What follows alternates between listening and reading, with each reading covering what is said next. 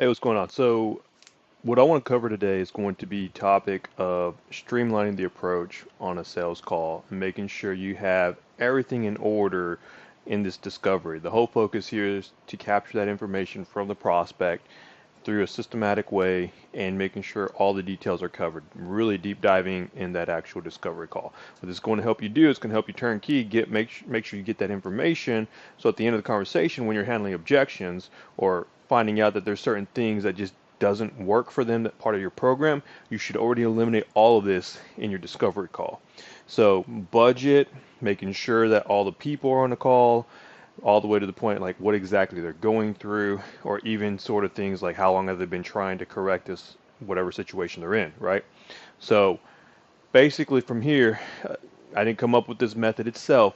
It's a method that actually I've adopted and I've worked out really well. I've kind of added a few things in here that really helps out and help me making sure I get the information I need with basically helping me make sure I have a successful way of closing that deal. So it's called the CUPCBAN approach. Now, with these acronyms, every letter stands for a certain thing. Like you have challenges, then you have the upside of potentially fixing this situation.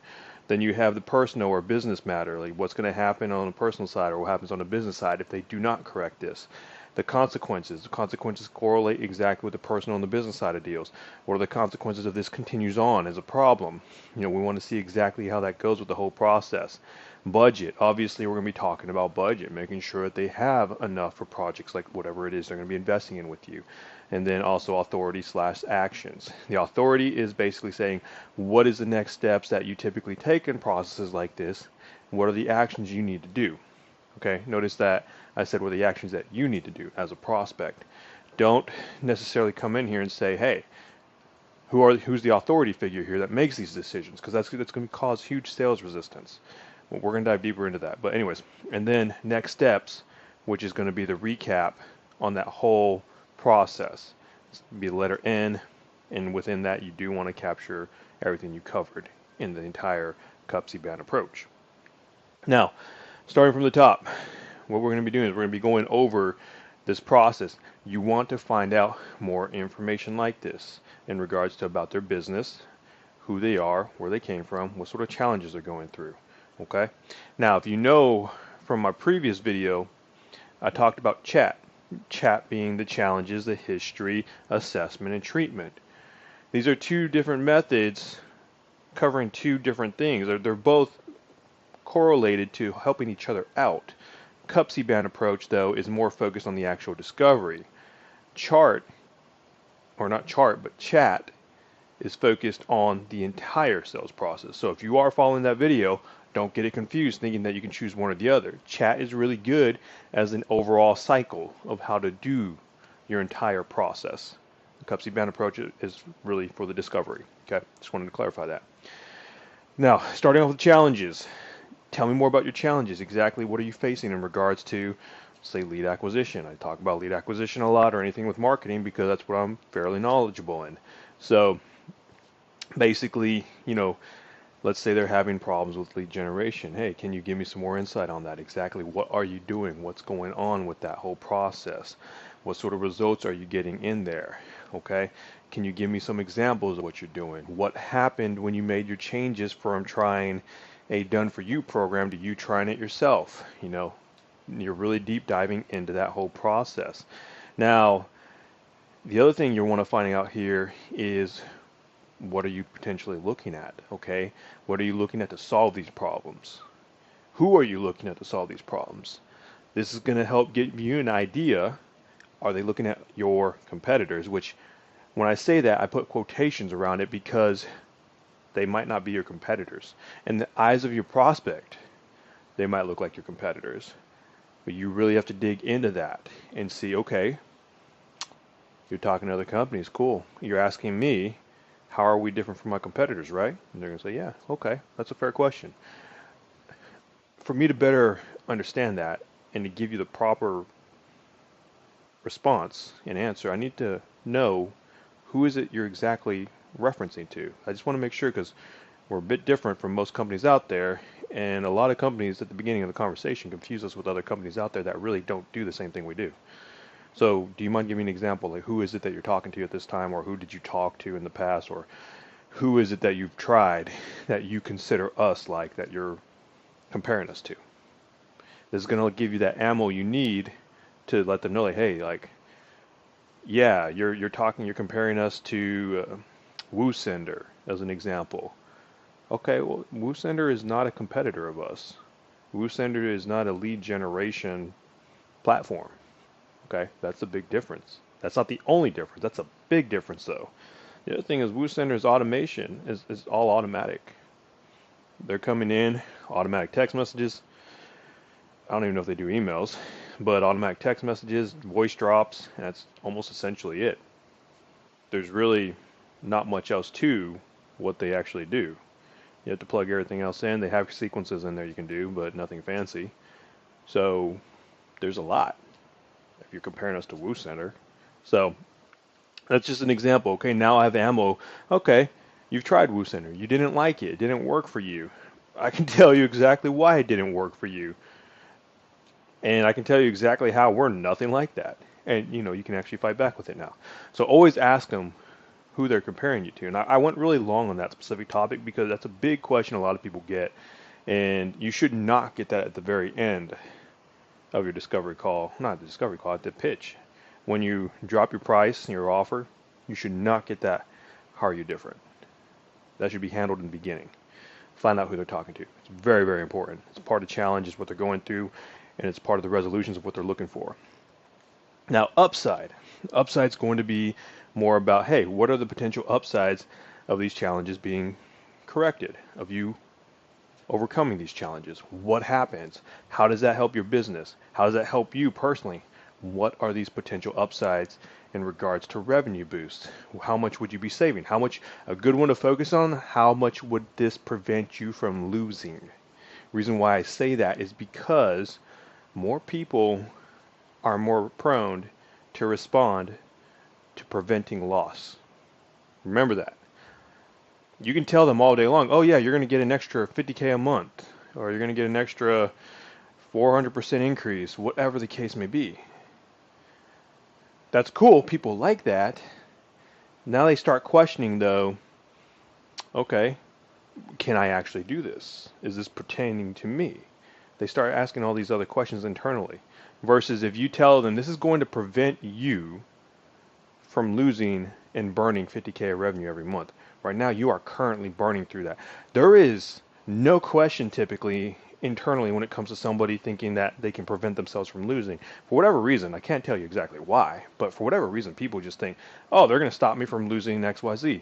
Like when you tell somebody, hey, you're going to stop me from going through knee pain, versus like, hey, having this surgery is going to help you get stronger legs or stronger knee joints or whatever the case may be. Okay, which one resonates more? The loss of knee pain or the gain of strength? More of the loss of, like, and not to say that the loss of knee pain is something that they don't want to lose. Typically, you want to talk about something that they don't want to lose. But kind of an example I just came off the top of my head. Not a really good example, but go with the flow with that. But anyways, what ends up resonating is the same example of the process. The loss of that knee pain is what resonates the most because they're basically hearing the word loss. For whatever reason, again, that resonates the most with people. So, and in the real world, a good example too, in the sales industry, there are, if you're in the lead generation or marketing space, there are a lot of guys out there, a lot of prospects that will tell you, if you are responsible for building processes and systems in place, a lot of them will tell you, hey, this is great, I love this, I'm training a team right now, I want them to be ready for this flow, so I don't want to set this up yet because I need to test to see if these guys are even good. I don't know if they're any good, I don't know if they can sell, and if I just start dumping leads on them, they might burn through those leads. It's a valid response, it's a valid concern, but you know what? That's going to prevent you from making the sale. Now, a way to combat that through loss, again, is to say, hey, I totally get it, I understand, but tell me, like, let's say you're training 3 reps, right? Yeah, I got 3 reps there in training. How long is it going to take, you say? About 30 days or so. Okay, about 30 days. All right, no, that makes sense, and I totally get it. And you're worried about those reps burning through leads and the volume coming through. Yeah, no, for sure. And who else, if these reps aren't here, who else is doing the sales? Oh, it's me. Okay, cool. You're doing the sales. I got it. All right. So correct me if I'm wrong. You're hiring these reps because you can no longer do the sales and you have a limit because you're also trying to run the company and you're trying to step back from that founder sales role and be more of the actual founder, the actual owner. Is that correct? Yeah, yeah. No, I am. Okay, cool. So, yeah, all right. So, what happens if one of those three reps is an actual all-star? Like they're the freaking honcho, go lucky, go get them. Like they're the killer out there that's hungry, that's constantly going and just attacking and closing deals. What happens if that person doesn't have the lead flow they need? Because they can't feed themselves and you're not feeding that pipeline and this person's just twiddling their thumbs, they're not going to want to go knock on doors for you. They're not going to want to go and prospect for you. They're going to want, if you're telling them you're going to provide them leads to close on, and now all of a sudden they're having to generate their own. They've already gone in with the mindset of, hey, you're going to provide for them, but all of a sudden you can't. What's going to happen to that one guy who's a killer? The other two don't matter because they didn't make it. Who cares? You're not burning through leads to them. But what happens if you lose that guy? It's not easy to come across a really good sales rep. It's very, very difficult. Sometimes it's 1 out of 10 people. But what happens to that one guy? You lose them. Now they're going to start thinking about that like, dude, that's a good point. Because for those that are involved in the sales world, even the owners, you know how difficult it is to find a solid sales rep. Now you're getting them to think about the loss. Like, dude, if I don't get this going if I'm not ready and I do find this all-star, because there's no way for them to tell ahead of time if they have this all-star or not. And then all of a sudden they're going to be testing it by generating leads and giving them leads when they have the leads coming through. They don't even have the processes yet. So it'd be better to have all three of them just burning leads because two of them suck at closing, but then you have that killer who's actually going out there and closing those deals. And he found out. Sure, it caused him maybe, let's say like 10 solid leads or something like that from the other two not doing well. But now he identified a killer sales rep. And now he can actually keep that sales rep because now he can keep feeding them. And he can even make them a high priority, downgrade the other two. Let's say the other two are just okay. He can downgrade the other two and just make them like a low priority. So it ends up pushing more of the sales, more of the leads to that good sales rep. And then the ones that are okay they'll get some leads periodically. Makes more sense. That's from the whole discussion of losing something. So hopefully that makes sense. Talk a little bit longer on the upside than anything else. So the other thing too, is personal and business matters. You only want to talk about personal and business matters after you've talked about the upside, because you want to talk about it from both perspectives. You want to talk about from how is this challenge affecting you as an actual company? What's it preventing you from doing? How much is it slowing you down? On a personal perspective, if you're doing B2C, how is this weight loss solution, or not weight loss solution, but how is this extra weight affecting you? How is not having a solution to drop the extra 20 pounds you've been trying to drop the past 3 years, how is that affecting your personal life? And you want to dive more specific into that. Is that affecting, like you find out that they're married or they have kids? Like, is that affecting you in the realm of keeping up with your kids or having low energy levels? So when you're with your family, you're pretty much finding yourself just drowned and dead all day because you have no energy left. Ask them specific questions. These are personal and business matters that are actually affecting them. So figure that out. And the reason why with B2B, especially if they're sophisticated buyers, don't ask them personal questions. If they open it up, cool. But most people, the sophisticated buyers, are going to catch on. They've been through tons of sales call. What keeps you up at night? What really stops you on a personal level from feeling successful? How is this affecting your home life? They will straight up tell you, this has nothing to do with you and my home life, and they'll get off the call. So you want to talk about what they're there for, what they care about. That's their business. It's their baby. So go in there and talk to them about that. Be like, hey, so how is this actually affecting your business? And they're like, well, what do you mean? Is this thing you're going through? Is this problem with lead generation? Is this slowing down your growth? Well, I mean, yeah, of course it is. That's why I'm on this call. I want to figure this out. I'm not where I want to be. Well, that's fine. I get it. I appreciate that. So, more or less, I'm trying to figure out though, is this how's this affecting your sales team? And I mentioned sales team because we talk generally about lead generation and marketing, right? So, how's this affecting your sales team? Well, they're doing good. They're just not closing as many deals because we're not getting that many leads coming through, and we lost our best sales rep last week. Oh, okay. And that loss is, I totally get it, but and it's obviously when you lose somebody really good that's valuable, do you feel like you're going to be able to replace that guy? Or I mean, like, does that concern you dramatically, or what's this doing exactly? And then they're going to end up telling you, well, yeah, of course. Again, it's going to be like an obvious answer, but it's going to get them thinking now, like, and expressing what they're going through, what they're worried about. First, they're just worried about, okay, cool, they're not getting leads coming through, worried about having that high quality lead position coming through. Now they've lost their sales rep. Now they're now worried about revenue generation because now their best sales rep just left them. So that person who was closing 6, 7 deals a week, gone. That's 6, 7 deals less now. And now they have those reps that are getting what that previous sales rep was selling.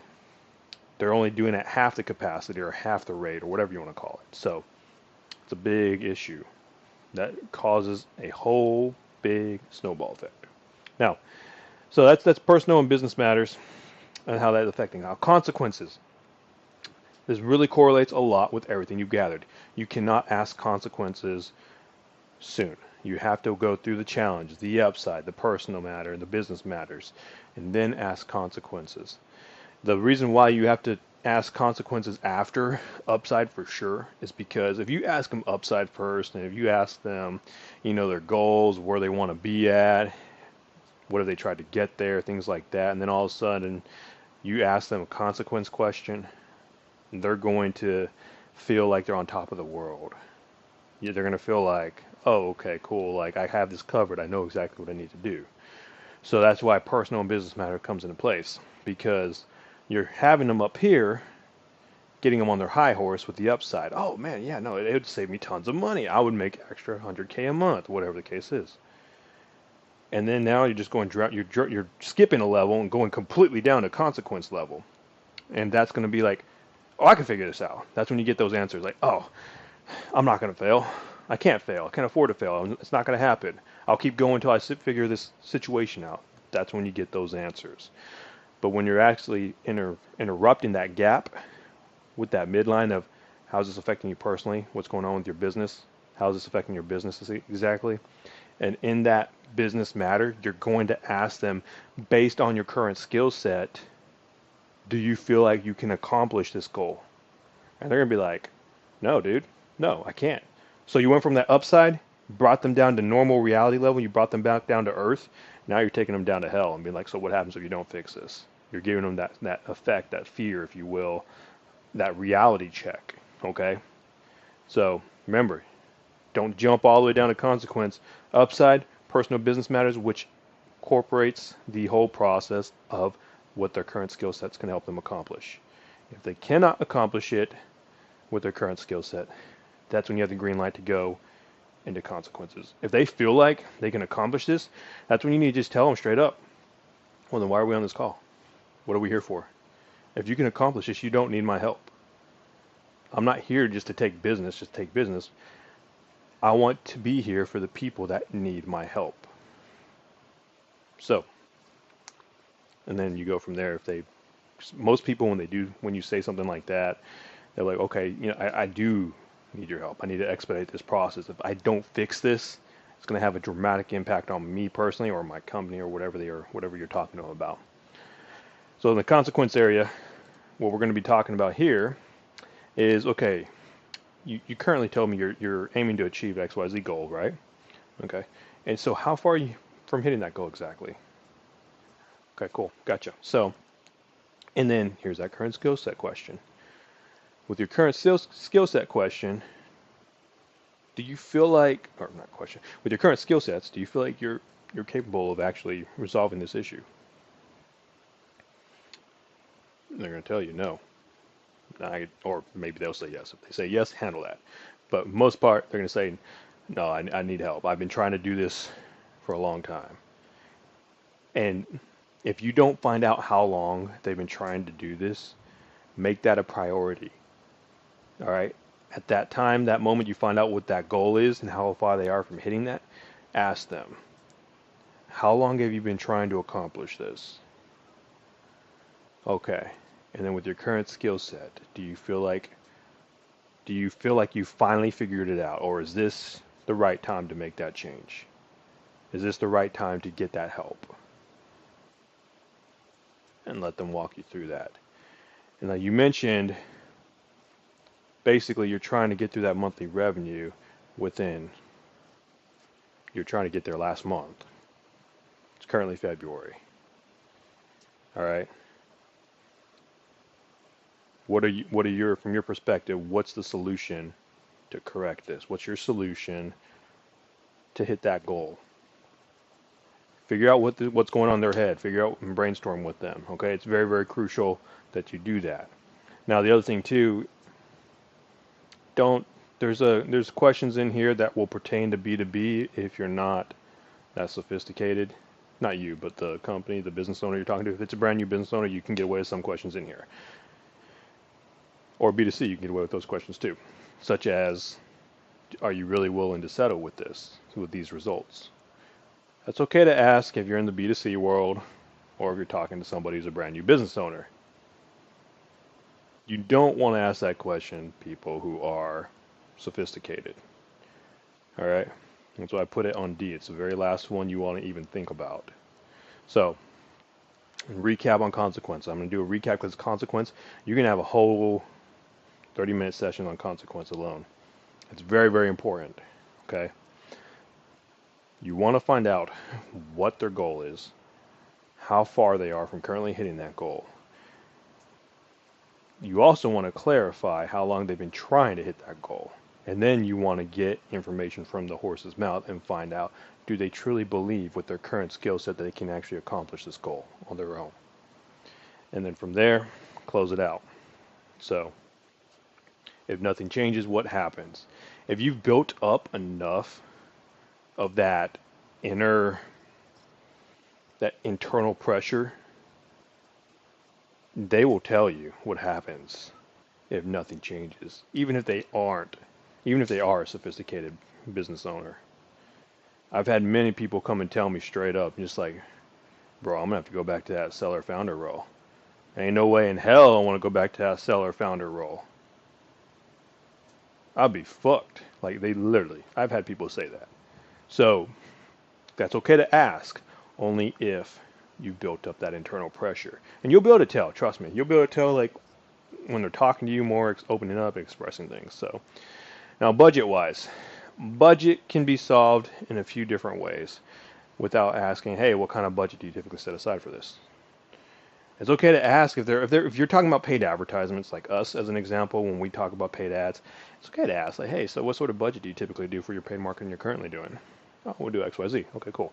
Easy, all right? But it's not always that easy if you're doing other things that don't require ad spend. I mean, it's very difficult in that matter, and a lot of times for companies that are like, health and fitness professionals, medical professionals, it's part of health, but publishers that help people get Amazon's #1 best-selling book, things like that. It gets a lot of people end up thinking that reps try to charge based on what they tell you, which there's not that many. There are some reps that do, but most reps don't really charge based on what you tell them anymore, what kind of marketing budget that you have. So you still want to prevent that sales resistance, right? Now, the questions you can ask, okay, cool. Like, let's say if you do have a sophisticated process, or maybe you do have a complex solution, or maybe you do a 2-call close, or even if you don't do a 2-call close and you just want to make them feel comfortable because you have payment options. You can tell them, okay, cool. Well, just based on your current situation, what I've analyzed so far, projects like this, typically range anywhere from 2K a month to 20K. Where do you see yourself falling within this range gap? And they'll tell you, like, oh, they're usually going to shoot towards the lower end, but at least you'll find out straight up if they say, like, oh, 4,500. least you know that they're good for 4,500 a month or something like that. If in case you do have payment options that are around that range, now you have wiggle room what to play with. It's very rare they'll be, oh, we can do the 20K, no big deal. They don't know what your process is yet. They're not going to say that. So, but you'll get a good idea at least. And then you'll also eliminate the ones who can't afford your stuff to begin. Oh, none. That's way too expensive for me. Even if they can afford it, if they have that kind of mindset, those are the people you typically don't want to work with anyways. So, and you can cut the call then. You can dig into the reason why and then do that. Make sure you dig in like, okay, so I'm a little confused. You want to solve this problem. Why are you, and there's no wrong or right answer, but why the hesitation on the 2K? You said if it makes sense, which, if it makes sense theoretically, is 2K for you, 2K a month worth it to you to invest every month to fix this problem for, give you that extra 50K revenue boost and prevent yourself from burning 100K, whatever the case may be, or losing your sales rep? You want to clarify that, okay? Because it's going to help you get forward. Now, from there, once you handle that situation, if you run into that, if not, just kick them out and be done with that conversation. From there, you want to go into actions and authority. This is very important too. You don't want to say, who's the decision maker of this? No, that's the worst way to ask that question. What you want to do is just simply go, okay, so from your perspective, what you guys normally do within your company, what's the typical process look like for, if let's say theoretically you love this solution, it works out for you, what's your typical process look like when it comes to working through XYZ and bringing a system like this on board? They'll tell you, okay, cool. So you have to talk to your partner. I get that. We're the same way. We like to talk to our partners, make sure we're all on the same page. Let's say your partner does agree with this process. How soon are you guys looking to implement a process like this? And they'll tell you, we want to do this ASAP, as soon as possible. I just have to talk to him and XYZ. Okay, cool. So, and I just want to make sure I have my side arranged appropriately. If your partner needs to be part of this process, I'd rather just save the rest for later and talk with him more specifically and you at the same time, because you both are going to have two different concerns. What's your partner's role in the company? What does he do as a specialty? Tell you, oh, he's in marketing, or he's a tech guy, or he's this sales development processing guy, or whatever the case may be, or he's just behind the scenes coordinator.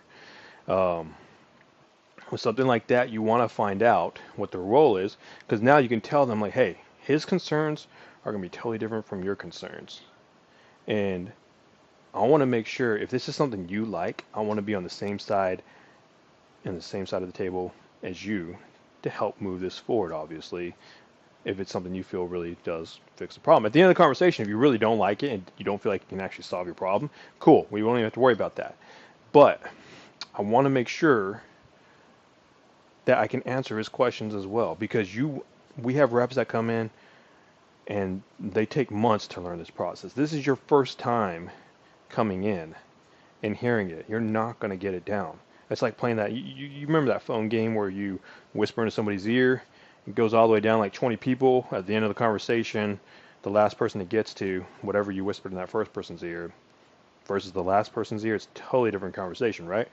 Yeah, I remember that. Okay, cool. Well, that's how this works. You won't be able to remember everything exactly. So I want to make sure that we have this actually organized to where it's fair for both you and your partner. And if they still don't understand, but hey, so are you married? Yeah, why? That don't make sense. No, just bear with me for a minute. Does your wife typically ask you for a lot of stuff, sometimes randomly? Yeah, all the time. Okay, cool. Or if they have kids, even better. Okay, so yeah. What's your first thought? Whenever she's like, oh, honey, I need to talk to you about something or something I want to get. What's your first thought? Oh, here we go again. Yeah, exactly. It's going to be the same way with your partner. If you just go up to him and try telling him, even if he knows y'all need to fix this solution, he's going to be like, it's just another call, another sales rep trying to sell us something. That's going to be his mindset. So I want to make sure we can clarify exactly how we can help him. If you tell him, let's say you are let's say the guy you're talking to is a tech guy versus somebody who's he's a marketing guy versus the guy who's a tech guy in the back end. All right, that's his partner. And we're talking to him, the marketing guy, and telling him straight up how it works marketing wise, telling him the numbers, the ratios, everything we see. He's gonna be all fanatic over it because he relates with it. He does marketing. That's why he's on the call. Now, if you tell that to the tech guy, he's going to be like, the hell does this even mean? I don't care. And it's not going to resonate with him. But then if you tell him, hey, the systems and processes, we set up all the automations, all the triggers, all the workflows. You don't have to do any coding. We get all that taken care of when we integrate it with your system. That's now speaking his lingo. And he's just like, so this thing I've been trying to figure out for a while, you're going to do that for me? He's like, yeah. I like this. All right. All right. And then you keep going. That's why. So you need to find out what's the authority in regards to the way the process gets implemented. Not who has the authority. What is the authority? What is the action that's going to get these processes implemented? Next step is going to be N. So we've already covered the rest of CUPCBAN. N is the final step. And it's just simply a recap. And this is where you finish right before diving into your actual pitch. So based on the information I've got from this conversation, we can definitely help you out. Now, here's why I think this would be a perfect fit. You mentioned you're going through ABC, right? Yeah. This is the reason why you haven't been able to solve this issue or accomplish this goal of XYZ. And what's preventing you from hitting that goal, and you list out everything you talked about. In a brief summary, don't take longer than 20 seconds to list it out. Don't take longer than 10 seconds to list it out. And then you're like, so you're telling me you're having poor lead quality coming through. You've tried doing things on your own, but unfortunately you don't have the time to educate yourself on this matter. And it's preventing you from moving forward and getting those high quality leads coming through for your team, which is causing you to lose your sales reps.